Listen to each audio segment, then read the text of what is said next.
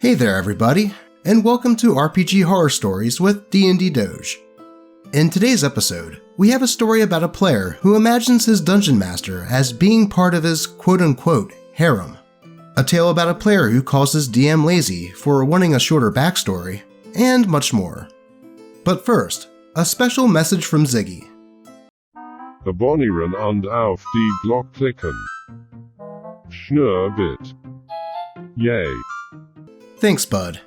But with that said, let's get into these stories. Player made a harem with me in it. By Reddit user Grim99901. For context, I am a woman, and this is the story of the first game I ever DM'd.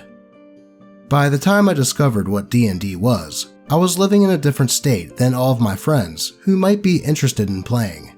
So I took to the internet and discovered Roll20. I applied to a few listings and got accepted into my first game. But this particular game listing was looking for both players and a DM. Go figure, we never received a single DM applicant. So eventually, I caved and offered to try my hand at DMing.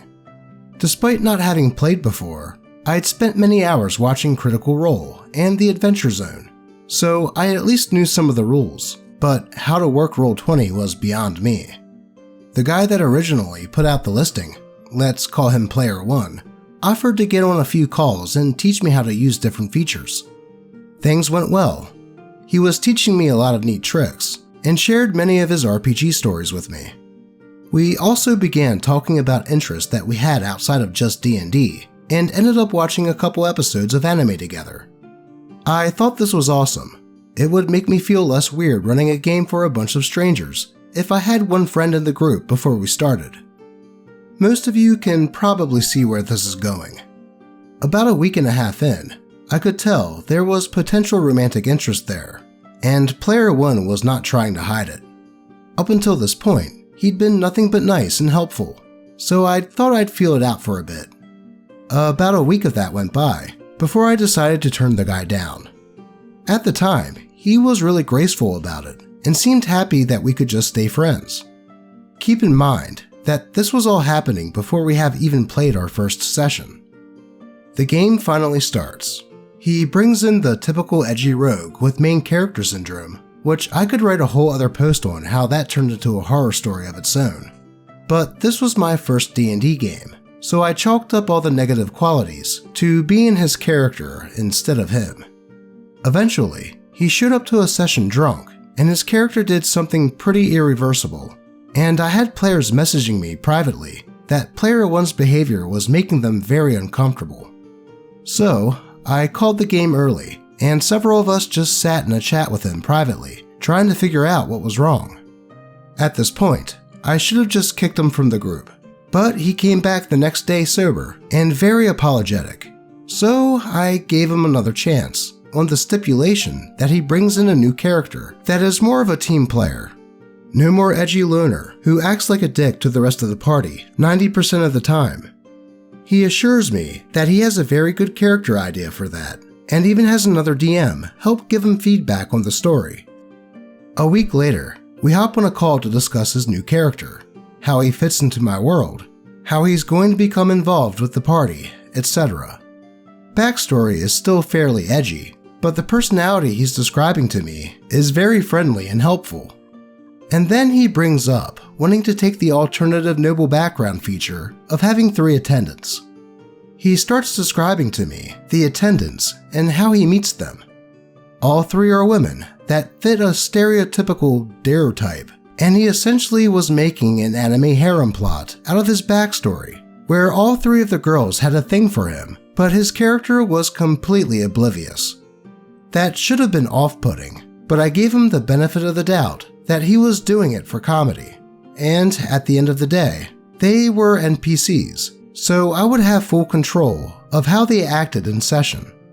That is until I made a comment about the Sunder NPC. Something along the lines of, I dislike that personality type the most. Player 1 then proceeds to tell me, I based that one off of you. Only then does it click in my head that the NPC's name is also my middle name, Yeah. He was with us for a month after that, before I finally kicked him from the game. Some bonus info. Here's the description that Player 1 wrote about the NPC that he based off of me. My middle name is a woman of average feminine height for her species, a human, with blonde hair a shade brighter than Player 1's characters, and steel gray eyes that can pierce into a person's defenses. She is a beauty not to be trifled with. Her personality, when initially meeting someone, is cruel and mean, often pointing out a person's mistake, and is unable to take criticism.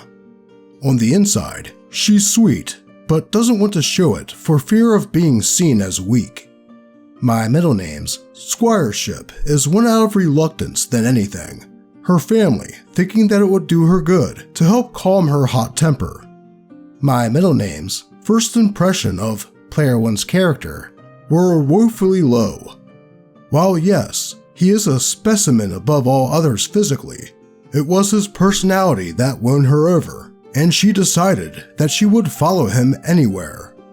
His kindness, determination, and patience with her sealed the deal.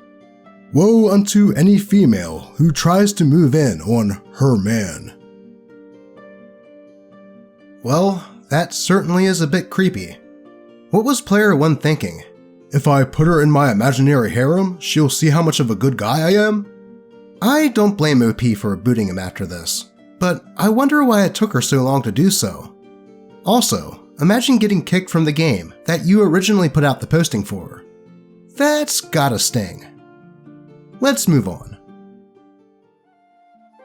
Player's backstory makes him quit the campaign. By Reddit user, TheMaskedMan321. So, this is a story from a while ago. So, a little bit of context before we get into the story. This group met through Roll20, and our DM said that they wanted to take a step away from playing for a while, saying that they were burnt out. So, with that, I took that opportunity to offer a pickup game to everyone. Just something to play for a couple of months, because I liked the group, and just wanted to keep playing. So, I set up a new game with everyone, have a session 0 going over my DM style, and what I expect from the players, asking if anyone had any triggers that they don't want to be brought up, what source books we can use, and what I expect from them. The biggest thing I wanted to get across was that my game wasn't going to be like the previous DMs at all, as a lot of these people were still newer players. Anyway, one of the biggest things was that backstory didn't really matter too much, and if they wanted to write one, it should be less than a page, and that I prefer it in bullet points because it's easier to go back to. So, when I say this, man wrote 3 pages. I was a bit pissed, but I skimmed it anyway, and made some notes and told him some things to amend. In the backstory, there were around 11 different important events that had already happened in his life.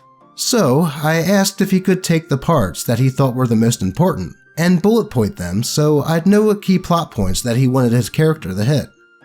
He then says that he's not going to do that, and that I'm a lazy DM for not wanting to read through the 3 pages each time. I try to reason with him and ask him to hop on a call the next day when I have some free time to have a discussion. The next day, I wake up to a long speech about how, quote, I am extremely disappointed in you, and you have destroyed the integrity of this game. I thought better of you. Goodbye. There's just a level of frustration when, I liked the guy. He was fine at first, and I was just trying to continue to do something with the people I like, and I get told I'm a bad person because of it. TLDR. Game falls through. I suggest a pickup game in the meantime, but tell the players to not be too extensive with the backstory. A player writes 3 pages of it, and I ask him to detail the most important parts, but then he proceeds to insult me and call me lazy for not bending over backwards to accommodate him. Now, I can understand wanting your character to have a decent backstory, as it does help get into said character. And this player writing a 3-page backstory isn't the biggest offense, as, that is his prerogative. But when OP asked him if he could make some bullet points for what story beats OP could include, and the player reacted the way he did, that is a bit uncalled for. I mean, you have to have some nerve to call the person that is working to make a world for you to play in and running a game for you lazy, just because OP wanted to lighten his load a little bit. Hopefully, OP was still able to run the game for the rest of the players. Let's move on. He had to shoot his dog. By Reddit user, Original Antigenic Sin. I wish I still had the application, but I've since left Roll20. The applicant certainly painted himself as interesting. His username was something like Prince of Chaos, and he proposed a character idea for a chaotic evil wizard who did evil things because humanity was terrible, and evil was the naked truth of reality, and blah blah blah. He ended his application by expressing interest in joining the game as a co-DM if he wasn't selected to play. Naturally, I ignored him until he sent me a friend request on Discord. Now, I had been fielding friend requests for that whole week, mostly people asking questions before deciding if they wanted to apply. I wasn't really keeping track of usernames, and his Discord username was different from his Roll21. It's still fresh in my mind. It was 9 AM. I checked my phone for notifications. Oh look, a friend request. Accepted. Immediately, I received a message, and it was him. He apologized for not contacting me sooner. You see, his dog was sick, and the nearest vet was 4 miles away, so he had to shoot his dog. Wait, what? I didn't know how to respond. Was he being edgy and dark for the sake of being edgy and dark? Was he being sincere? What the F was happening? I ignored him, but he wasn't forgotten, and I still haven't forgotten him to this day. I have no idea if he was being serious or clowning around, but his application definitely suggested that he was a nihilist and a misanthrope who liked talking a lot about why he was nihilistic and misanthropic. He was effing weird, but to this day, my group still talks about the guy who thought opening with "I had to shoot my dog" was a great icebreaker. I get the feeling that this dude was most likely just trolling OP for not responding to his application request. Or at least I hope so. Either way, I'd say you dodged a bullet by not bringing him into your game. I mean, what a sick thing to say as a quote-unquote joke. Assuming that it was one. Let's move on. And before we get into the next one, I don't usually plug this, but if you didn't know, I do have a Patreon. Now, I don't really have any perks for it, but if you ever wanted to support the channel directly, you can do so at patreon.com/DnD Doge, and your name will appear at the end of each video. But with that said, let's get into the following story. Am I the a-hole for causing 2 TPKs? By Reddit user CyberRoy2. In this story, the only problem player is me, as much as I hate to admit it. I joined a Spelljammer campaign that leaned heavily into the sci-fi. In this game, there was a mind-corrupting cursed artifact, as you do, and I was playing a 3-queen with altered lore. She was a hive queen to be, until her hive was destroyed by strange undead. I ended up with the artifact, and used Identify to learn that it has the ability to turn people into loyal followers with a small amount of dark magic. And that's all my character wanted. To be in charge again, so she embraced its dark powers, at which point the DM said it completely took over my mind and proceeded to kill the party with my character. The second time around, we were playing as a salvage crew that came across the ruins of the ship from the first campaign. Once again, the artifact was dropped in the lap of my character, a dragonborn artificer who was raised by gnomes, if you know what that means. Over this new iteration of the game, the captain of our new ship, an NPC, was portrayed as a bit of an a-hole, and kept preventing my character from modifying the ship. So, a few sessions later, when he is knocked out by a single attack somehow, the artifact told me that it could help me if I killed the captain. Now, I don't know about you, but if I was running a game and a certain NPC was vital to the plot, I wouldn't tell my players to kill them. So, I killed him, because my character didn't even like him, and he saw the artifact as a great source of power, having been given no indication that it was inherently evil up to this point. The DM then informs us that the captain was intertwined with the ship in such a way that his death meant that the ship would never work again. So we crashed into a nearby planet, and all died, even though a few of us could fly. The DM was pretty upset that I ruined all his plans, but I was just trying to act in character. Honestly, I don't really think that OP was the a-hole here. Sure, this artifact was the catalyst of both TPKs, and OP was the one to initiate it, but at the end of the day, the DM has the final say on what consequences are for certain things. By the sounds of it, with OP's first character's motivations, it would make sense for her to want to use that artifact to get a semblance of control back after her hive was destroyed. It was the DM that then said that it took her over, and I'm sure a fight ensued with the rest of the party.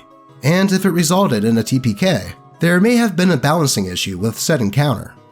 Then to bring that same artifact into the next campaign, and putting OP in a situation where the artifact tempted him, it would have been metagaming to use the knowledge of what the thing was from the previous campaign, as that character would have no idea that that ever happened. So I think DM being angry at OP is misplaced at best. Though, those are just my thoughts. What do you all think? Let's move on. Need help talking to my DM by Reddit user AfterBanana3. We're playing through a 5e module. Most of us are new players, and the DM has had a bit of experience. I'm new to the game too, but I'm doing my best to learn the rules and design of the game because I want to be a DM someday. I stick around because the DM is a friend, and I might learn something from their style of running things. Every session so far has been either A. A single combat in a generic wide open space, with little ability to strategize, interact with the surroundings, or roleplay. It's just rolling to hit. Or B. A session where some NPC asks us to go to a new location on the map, where some problem needs solving. There's always exactly one way to solve this problem, the solution to which is told or shown to us directly by an NPC.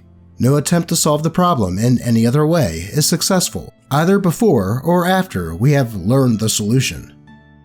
No enemies carry any gear or valuables. No loot has ever been found through exploration, and the reward for combat or solving a problem is always just being told where to go next. We used to have another problem where characters from the module were assisting our adventurers, but their abilities outshined us all like crazy. They all had like 4 times our HP and legendary magic items, while we were all under 5th level. Many times, they would get the last hit on an enemy with this incredible and dramatic description of their power as they finished the job. We brought this up with the DM, and the following session, all of these characters either got killed off or ran away. We were left with a single remaining NPC, who was just condescending all the time. They never contribute to the party, besides steering us in the direction of where the DM wants the story to go. I understand not wanting this character to outshine the player characters, but this feels like the opposite problem now. We've also got a bit of a problem with character motivation as well. We weren't told anything about the setting when we built our characters, so we just came up with our own concepts and hooks. Now that we've actually been playing in the game, it turns out that the ideals, bonds, and experiences that might have motivated our characters just aren't present in the story. For some of us, our backstories would have to be completely rewritten in order for the character to have any stake in the plot. One of us had a backstory hook that was completely resolved a couple of sessions in. No more ultimate, pressing, or time-sensitive goal to pursue throughout the campaign. So now what? Nobody wants to say, well, my character would never travel to that place, or my character would never participate in this event, because the DM planned the whole session around these places and events, and it would just be disrespectful of their time and efforts. Well, I mean, what about your time? They go through lengths, creating these cool graphics of locations and characters, and they would be disappointed if they never got used. Besides, the last time a player tried to stay behind, the quest-giving NPC just refused to address us until everybody was present in the room. We were tasked to cure this sick person that none of our characters had met, and then they died. We have never been paid for our efforts, never received a single magical item as a reward, apart from a spell scroll that nobody in the party can use. Why are our characters still slogging through this hostile land if there is no reward in sight? Why wouldn't we all just go home? Anyways, I'm looking for advice on how to bring up some of these issues with the DM. There have been other things that have rubbed me the wrong way, but these are the main offenders. I don't have very many friends, I don't have many ways to meet new people, and I would like to continue to play this game. I know that the DM can be sensitive to criticism, and that I can be a big pushover, but this isn't very fun for me and the other players that I've vented to. Thanks for reading. Well, by the sounds of it, you already talked to your DM about the overpowered NPC issue, but it sounds like he just overcorrected and just has one always with you that doesn't really do anything. Aside from that, my suggestion would be to make a bullet point list of all the issues that you laid out in this story, and just have a sit down with him and the other players to discuss things, and let them know that these are the reasons that you're not really having fun with the game. Hopefully, that would fix things, and the game can become more enjoyable for everyone. Though, if it doesn't, I would just tell him politely that you don't want to play anymore. I mean, if you're not enjoying it, then why trudge through it? No D&D is better than bad D&D after all. Though, since you are an aspiring DM, you at least learned a lot of what not to do. So that's at least making some lemonade out of these lemons. Plus, there is always games online that are always looking for new players, so there is always that avenue. Though here's hoping that everything works out for OP in the end. But that is all we have time for today. As always, I appreciate all of you, and may your games remain horror story free. Until next time.